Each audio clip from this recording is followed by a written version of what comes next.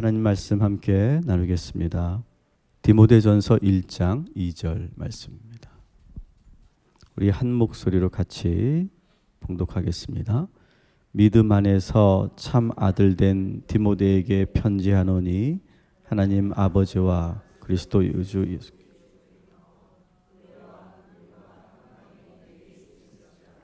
아멘. 우리가 9월을 시작하면서 우리가 세 달을 여는 특별 새벽 기도회는 신앙의 거인들을 우리가 함께 만나는 그런 시간을 갖고 있죠. 그래서 오늘은 디모데를 우리가 묵상하려고 합니다. 우리가 지금 디모데 전서를 우리가 매일 새벽 예배 때마다 저희가 큐티를 하고 있죠. 그렇기 때문에 우리가 이 디모데 전서를 우리가 더 생생하게 더 묵상하기 위해서 디모데를 우리가 한번 같이 배우고 또 디모데의 그 믿음 또 디모데의 성품 그 열정을 우리가 그대로 본받는 그런 9월이 되기를 주님의 이름으로 축원합니다. 그래서 따라합시다. 디모데처럼 말하고 디모데처럼 생각하고 디모데처럼 행동하자. 그래서 여러분 9월은 내가 디모데다 생각하시고 여러분이 살아가시면 좋겠습니다. 자, 디모데가 어떤 사람이냐? 우리가 제일 잘 알고 있는 것은 디모데는 헬라인의 아버지와 유대인의 어머니 사이에서 태어났고 그의 어머니가 누구죠? 유니게고 그의 외할머니가 로이스다. 이렇게 우리가 알고 있습니다.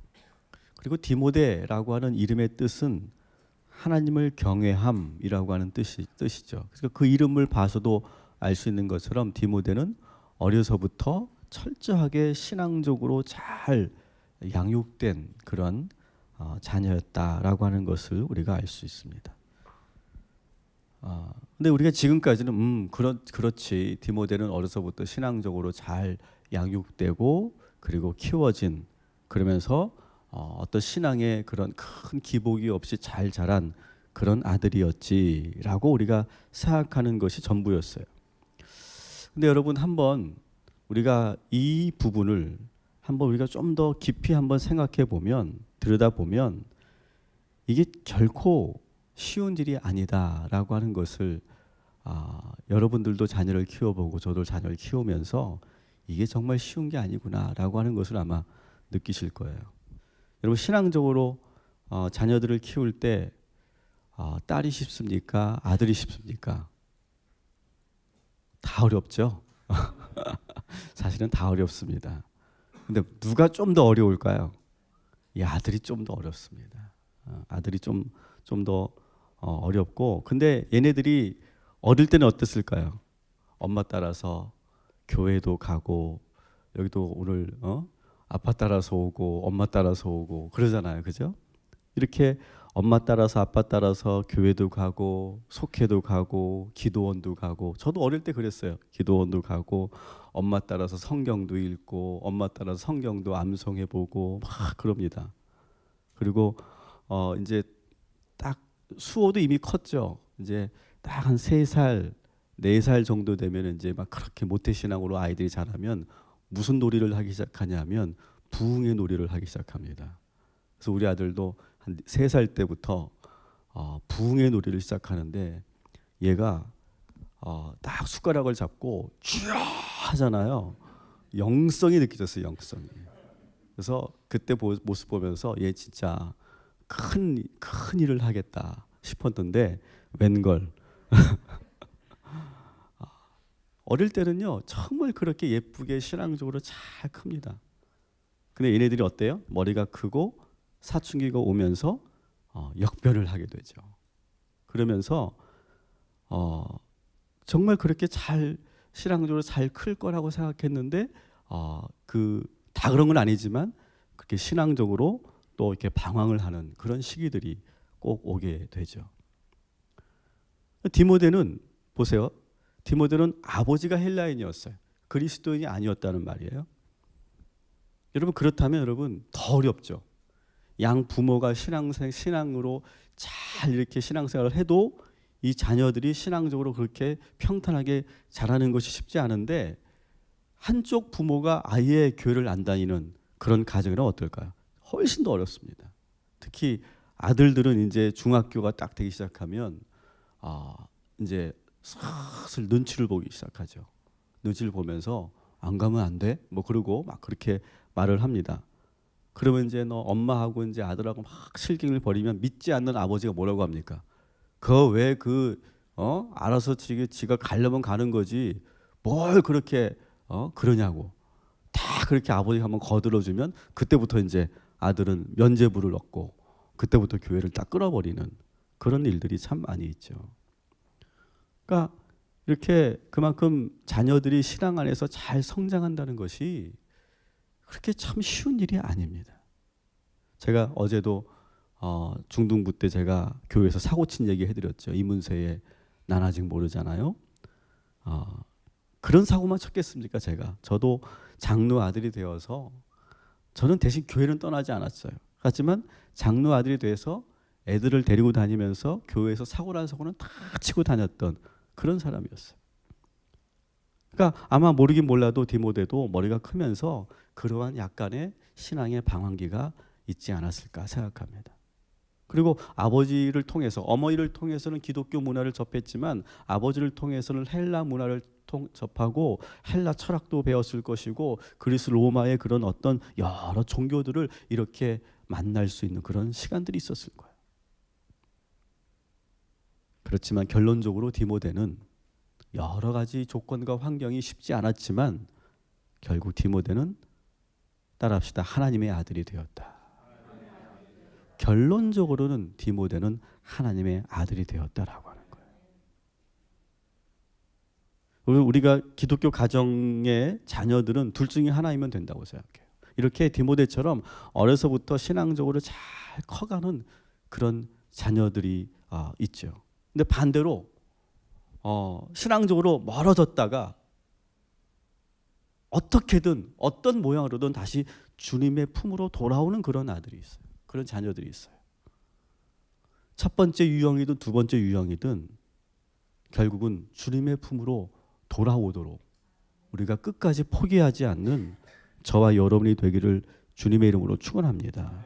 그러면 어떤 자녀가 더 좋은 자녀일까? 첫 번째가 좋을까요? 두 번째가 좋을까요? 꼭 첫 번째가 좋다 이렇게 말하고 싶지는 않아요. 답은 없는 것 같아요. 왜냐하면 저를 보니까 저를 보세요. 전 두 번째였잖아요. 두 번째였는데 하나님이 어떻게 하셨어요? 목사 만드셨잖아요. 그러면 되는 거 아니겠어요? 그리고 그러한 어떤 인생의 그런 신앙의 그런 방황이 또 저의 영성을 깊이 만들고 그것이 목회의 또 다른 그런 원동력이 되게 하나님께서 하여 주신 줄 믿습니다. 모쪼록 저는 우리 어린 자녀들을 둔 우리 부모님들은 그래도 디모데처럼 우리 자녀들을 잘 키워나가십시오.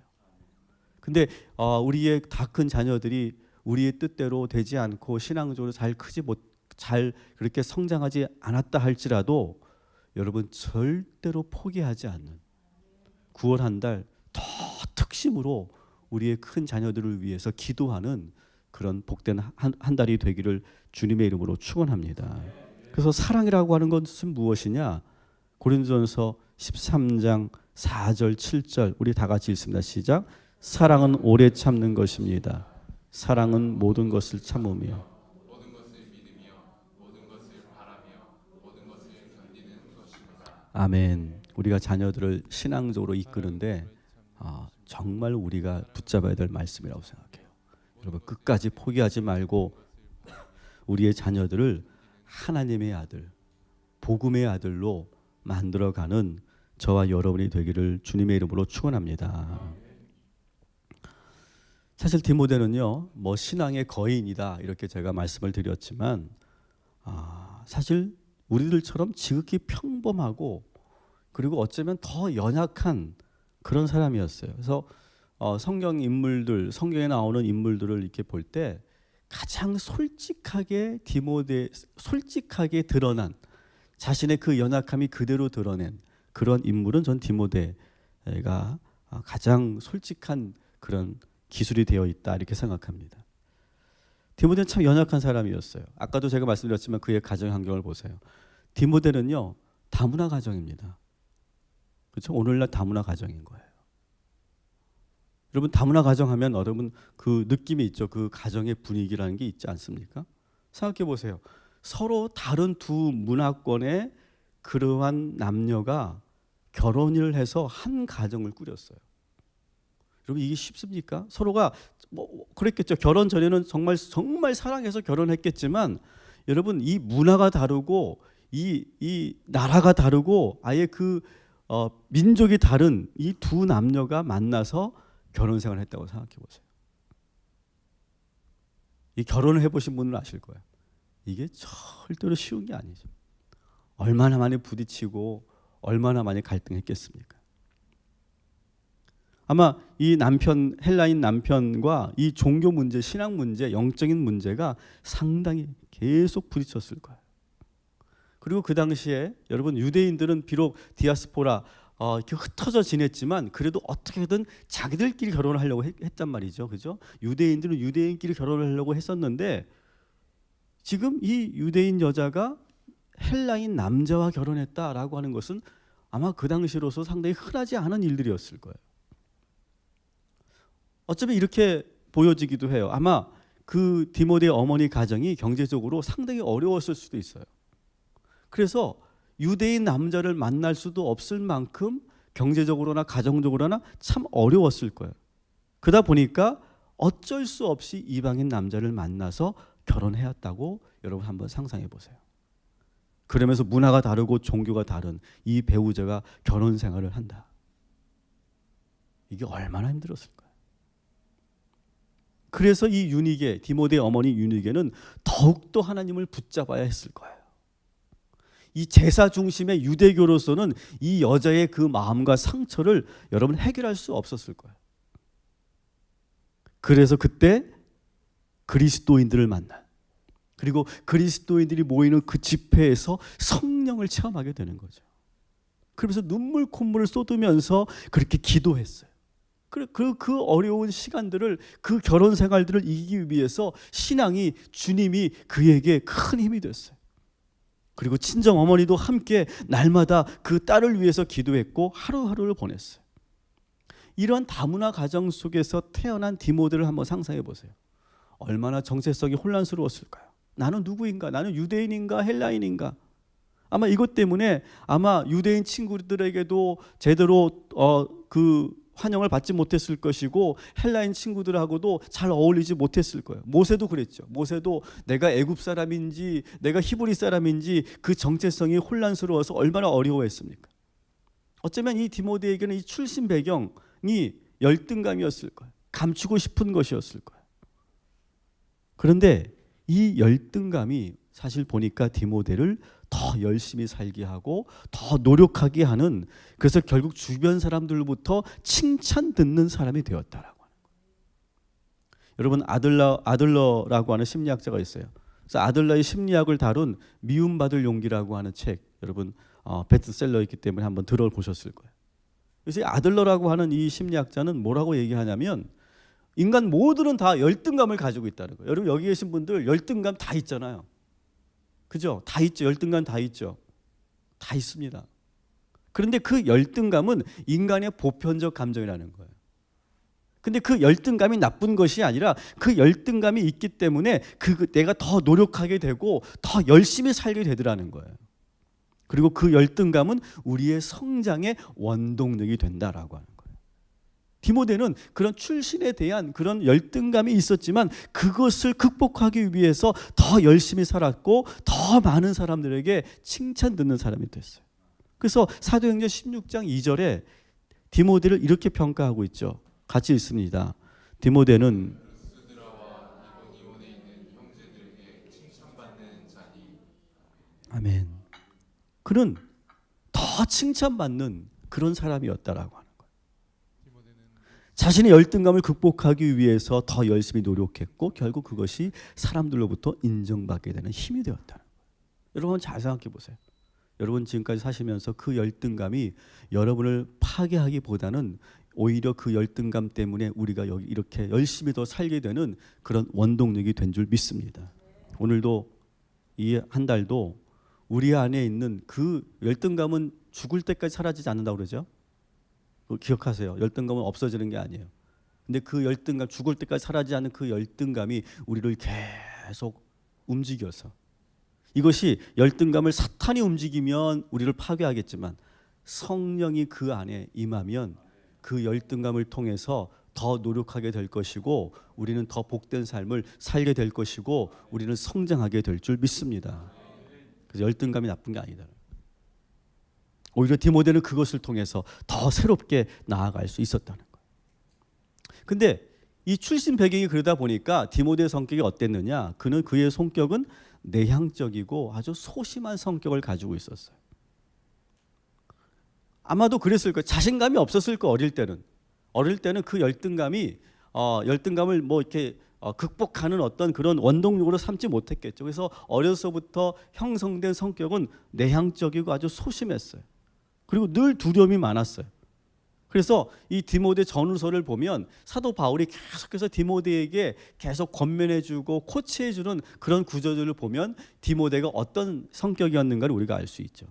1장 7절을 한번 같이 읽어볼게요. 시작. 하나님이 우리에게 주신 것은 두려워하는 마음이 아니요. 아멘. 이 말은 뭐예요? 지금 두려워하고 있다는 거예요. 디모데가 지금 에베소 교회를 목회하고 있는데 계속 마음에 두려움이 있다는 거예요. 여러분 저도 그렇다고 말씀드렸잖아요. 저도 항상 그 목회에 대한 부담감이 있고 제가 갖고 있는 원래 성향은 상당히 내향적인 성향이고 그리고 저는 상당히 저도 소심해요. 열등감도 많아요. 디모데랑 똑같았어요.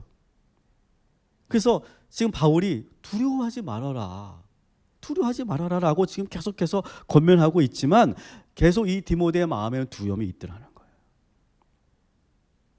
그리고 디모데는요 또 소심하니까 전도하는 일, 또 복음을 전하는 일도 힘들어했어요. 그래서 1장 8절을 여러분 읽어보겠습니다. 시작. 그러므로 너는 평안함과 또는 주를 위하여 갇힌 자 된 나를 부끄러워하지 말고 오직 하나님의 능력을 따라 복음과 함께 고난을 받으라. 아멘. 복음 전하는 일을 부끄러워했어요. 목사가 전도하는 일을 부끄러워했어요. 그만큼 소심했다는 거죠. 그리고 바울처럼 그렇게 고난받는 것을 부담을 느꼈어요. 힘들어했어요. 난 저렇게 못할 것 같아. 항상 그런 마음이 있었다는 거예요. 그것을 사도 바울이 다 알고서 지금 그렇게 권면하고 있는 거예요. 또 바울은 디모데는 또 어땠는지 또 보겠습니다. 1장 4절을 보세요. 시작. 내 눈물을 생각하여 너 보기를 원하면 내 기쁨이 가득하게 하려 함이니. 아멘. 어떤 거예요? 울기도 잘 울었다는 거예요. 이 산의 놈이 이렇게 찔찔찔 자른 거 여러분 보기 안 좋잖아요. 근데 아주 감성적이죠. 좋게 말하면 감성적이고 그리고 좀 나쁘게 말하면 부정적으로 말하면 그냥 눈물이 많은 그런 연약한 그런 보통의 평범한 그런 아들이었다는 거예요. 이렇게 디모데는 내성적이고 소심하고 그리고 잘 우는 그런 연약한 사람이었는데 여러분 기억하세요. 하나님이 들어쓰실 때는 그런 사람을 들어쓰시는 거예요. 하나님이 그 디모데를 들어쓰셨어요. 여러분 우리가 잘났기 때문에 하나님이 들어쓰시는 게 아니에요. 여러분 회사는 그렇죠. 회사는 이력서를 보고 그 사람의 스펙을 보고 그 사람의 장점을 보고 쓰죠. 근데 하나님은 정반대예요. 우리가 약하기 때문에 사용하시는 줄 믿습니다. 근데 하나님께서 만지시면 그 약한 것들은 다 상쇄되고 강한 것이, 온전한 것이, 새로운 것이 나오게 되는 줄 믿습니다. 여러분 9월 한 달 우리가 갖고 있는 그 연약함 때문에 우리가 점점 뒤처지는 것이 아니라 약하기 때문에 하나님께서 만지시고 들어쓰시는 저와 여러분이 되기를 주님의 이름으로 축원합니다. 디모데는 마음만 그렇게 약한 게 아니라 몸도 건강하지 않았어요. 여러분 그렇잖아요. 열등감이 있죠. 열등감이 그 사람의 성품을 만들고 성격을 만들죠. 그 성격이 그러다 보니까 어떻습니까? 몸도 약해지는 거예요. 몸에게도 그것이 영향을 가는 거예요.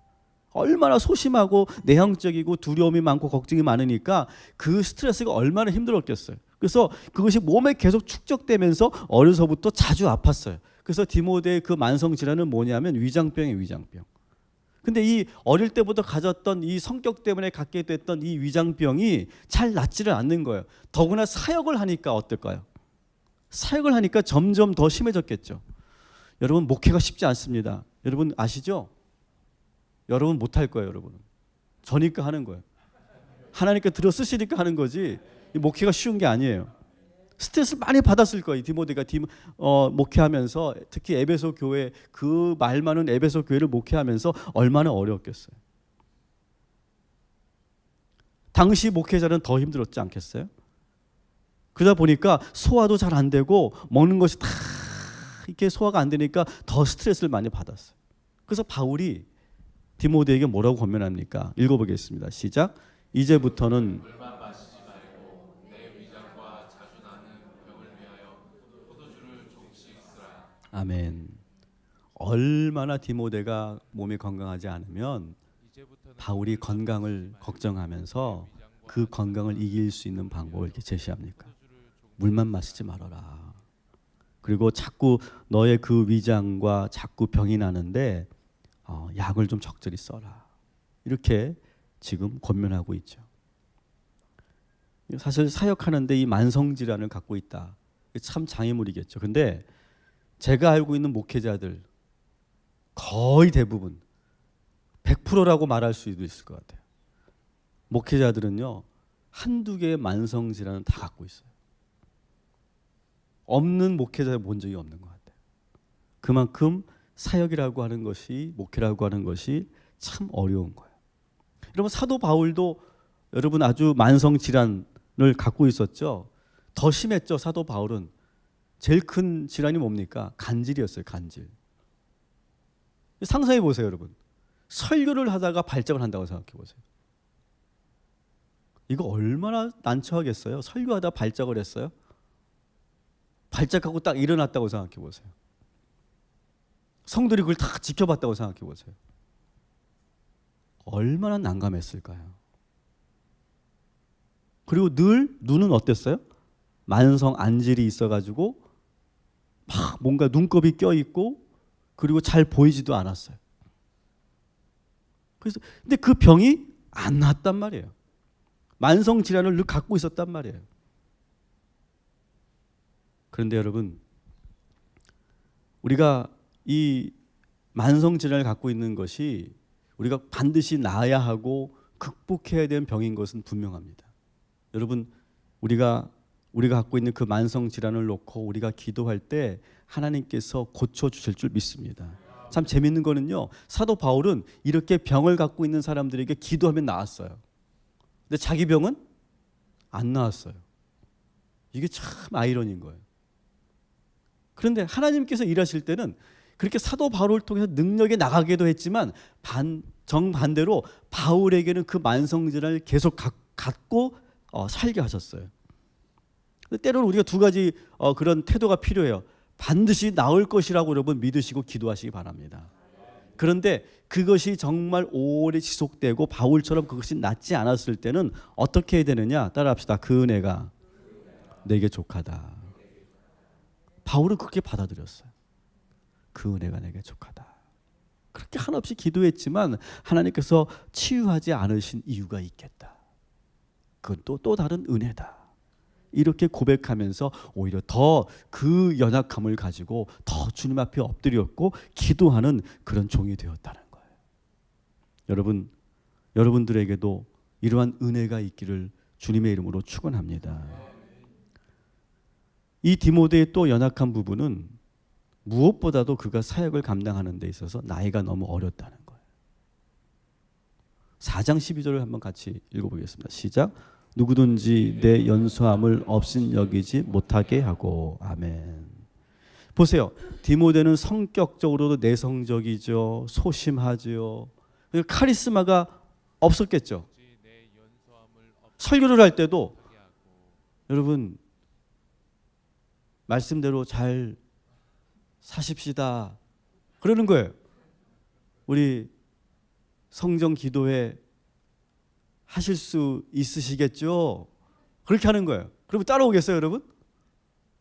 막 좀 카리스마 있게 해야 될까 말까 아니겠어요? 근데 디모데는 그랬다는 거예요. 그러니까 이 영적 권위가 잘 세워지지 않았어요. 그리고 나이 많은 장로들 앞에서 그런 모습을 보였다고 생각해 보세요. 아마 잘 따라오지 않았을 거예요. 근데 바울은 그것을 다 알고 있어요. 그러면서 뭐라고 합니까? 절대로 나이가 어리다고 주눅들지 말아라. 뭐라고 합니까? 그 뒤에 있는 구절들 보면 원칙대로 밀고 나가라. 원칙대로. 그리고 담대하게 그 나이 많은 장로들과 오래된 성도들을 향해서 말씀을 가르쳐라. 여러분 목회자가 가장 권위가 있을 때는 언제입니까? 설교할 때 아니겠어요? 말씀으로 가르칠 때 아니겠어요? 다른 것으로 무슨 권위가 세워지겠어요? 딴 거 하지 말아라. 말씀으로 가르쳐라. 아무리 나이가 어려도 하나님의 말씀에 대한 권위는 목회자가 있기 때문에 그 말씀의 권위를 가지고 성도들을 이끌어가라.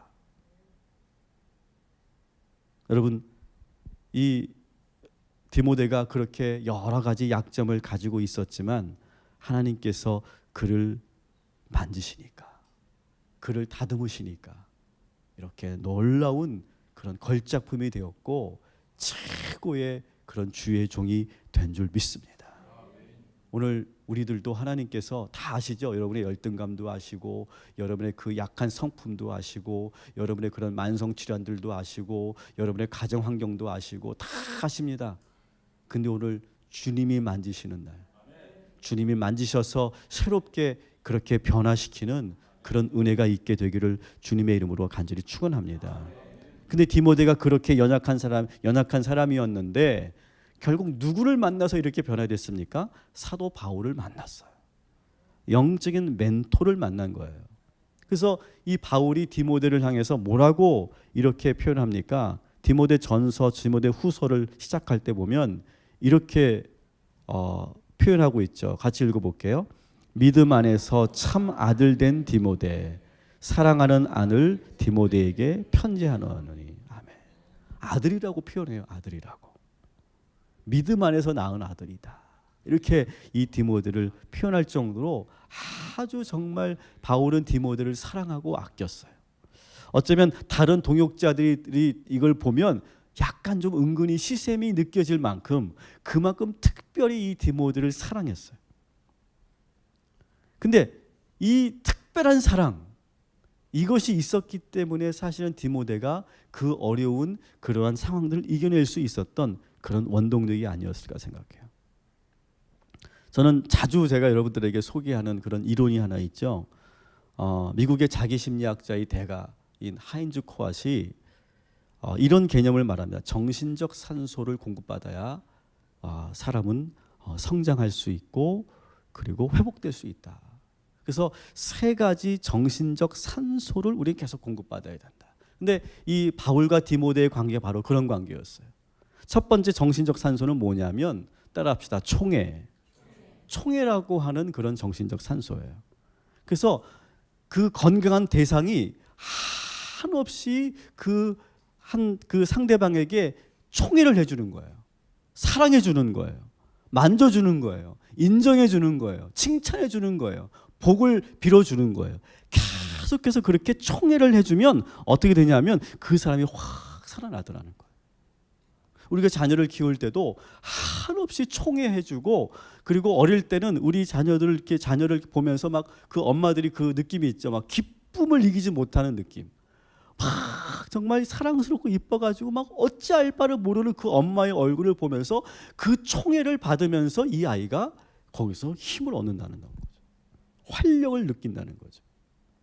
근데 여러분 이것이 이 하인즈 코앗은 뭐라고 얘기했냐면 결정론자가 아니에요. 어려서부터 양육자에게만 이렇게 되면은 좋겠지만 그렇게 되지 않았어도 다 성장해서도 이러한 관계를 만나면, 이런 대상을 만나면 다시 회복될 수 있다는 거예요.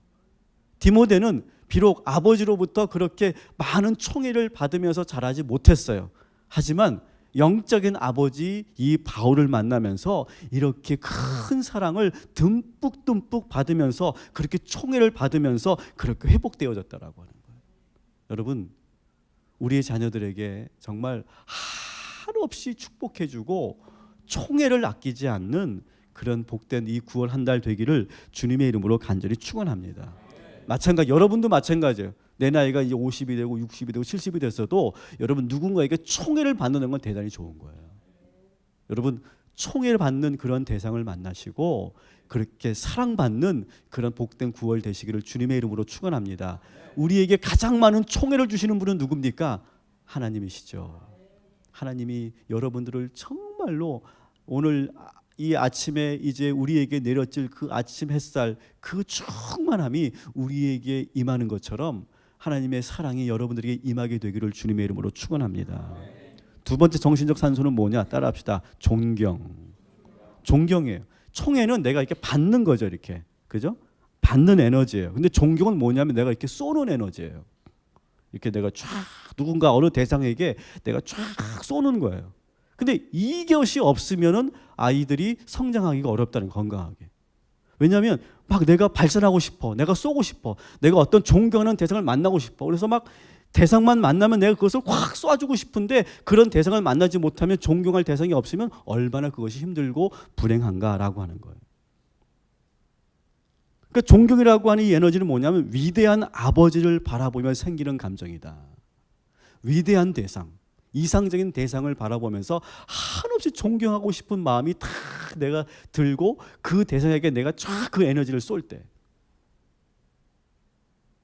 그럴 때 어떤 생각을 드냐면 나도 저 아버지처럼 멋지게 살아야지, 그런 생각을 하게 된다는 거예요. 그래서 멋진 아주 위대한 이상을 품게 하는 그것이 바로 이 존경이라고 하는 에너지라는 거예요. 바울은 디모데에게 그런 최고의 모델이었죠. 그래서 디모데는 마음껏 이 바울에게 이 존경의 에너지를 쏜 거예요. 마음껏 존경한 거예요. 여러분, 우리가 살면서 멘토가 있다는 것이 얼마나 행복한지 몰라요. 존경하는 대상이 있다는 게 얼마나 행복한지 몰라요. 근데 우리가 왜 존경하는 대상을 못 찾을까요? 내가 너무 완벽한 대상을 찾고 있기 때문에 그래요. 너무 내가 이상적인 대상을 찾고 있기 때문에 그래요. 여러분, 인간에게는 이상적 대상이 없어요. 그런데 여러분, 나의 이 존경하고 싶은 이 마음을, 이 에너지를 내가 쏠 수 있는 그런 적절한 대상을 만나는 것이 큰 복이고 축복인 줄 믿습니다. 우리 자녀들에게 그 존경의 대상은 우리 아버지가 되고 어머니가 되는 것이 가장 좋죠. 하지만 그것이 되지 않아도 괜찮다. 여러분이, 우리 자녀들이 살면서 또한 저와 여러분이 살면서 그렇게 존경의 대상을 갖고 그 대상을 바라보면서 내가 하고 싶은 그 존경의 에너지를 쫙 발산하고 쏠 수 있는 대상, 그것을 여러분 만나게 되시기를 주님의 이름으로 축원합니다. 우리가 가장 존경할 대상은 누굽니까? 여호와 하나님이시죠. 그래서 하나님을 경외하라, 그런 의미가 바로 그거예요. 하나님을 찬양해라, 하나님을 높여라, 그 뭐예요? 존경 에너지를 발산해라 라고 하는 거예요. 한없이 하나님을 찬양하십시오. 한없이 하나님을 존경하십시오. 경외하십시오. 그러면 거기서 내 안에서 큰 회복이 있게 될 줄 믿습니다. 세 번째 정신산소는 뭐냐면, 따라합시다. 일체감. 사실 디모데와 그 친아버지는 함께하는 시간이 많이 부족했던 것 같아요. 그래서 아버지와의 그런 경험에 대한 이야기가 없어요. 대신 이 디모데는 영적인 아버지 바울과 함께 뭐 합니까? 전도 여행을 같이 합니다. 쭉 이 바울을 쫓아다니면서 이 단순히 전도만 배운 것이 아니라 함께 일체감을 느끼면서 뭘 배우냐면, 이 일체감은 뭘 배우는 거냐면, 따라합시다. 삶의 기술.